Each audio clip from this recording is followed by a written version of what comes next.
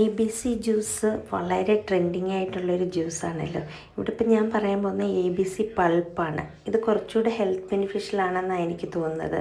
കാരണം നമ്മൾ ആ ജ്യൂസ് മാത്രമായിട്ട് എടുക്കുമ്പോൾ ആ ഷുഗർ കണ്ടൻറ്റാണ് നമ്മുടെ ബ്ലഡിലോട്ട് പോകുന്നത്. ഫൈബർ അതിനകത്തുനിന്ന് കംപ്ലീറ്റ്ലി പോവുകയാണ് ചെയ്യുന്നത്. അപ്പം നമുക്ക് ഇതിപ്പം കുറച്ച് മടിയുള്ളവർക്കും വർക്കിംഗ് കപ്പിൾസിനും ഒക്കെ നല്ല കംഫർട്ടബിളായിട്ട് യൂസ് ചെയ്യാൻ പറ്റുന്നതാണ്. നമ്മളിതൊരു പൾപ്പായിട്ട് എടുത്തിട്ട് നമ്മളൊരു 3-4 ഡേയ്സിനേക്ക് ഒരു എയർ ടൈറ്റ് കണ്ടെയ്നറിൽ സൂക്ഷിച്ച് വയ്ക്കുക.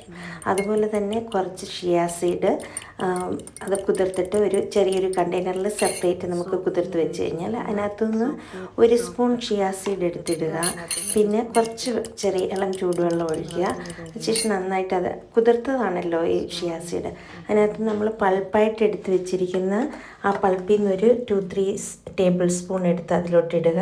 രാവിലെ ഇപ്പം നമുക്ക് ഹസ്ബൻഡിനും വൈഫിനാണെങ്കിൽ 2 പേർക്കും കുടിക്കാം. ഒരു 3 ഡേയ്സിനേക്കുള്ളത് പൾപ്പായിട്ട് ഒരു എയർ ടൈറ്റ് കണ്ടെയ്നറിൽ നമ്മളത് ടൈറ്റായിട്ട് ആക്കി കീപ്പ് ചെയ്താൽ മതി.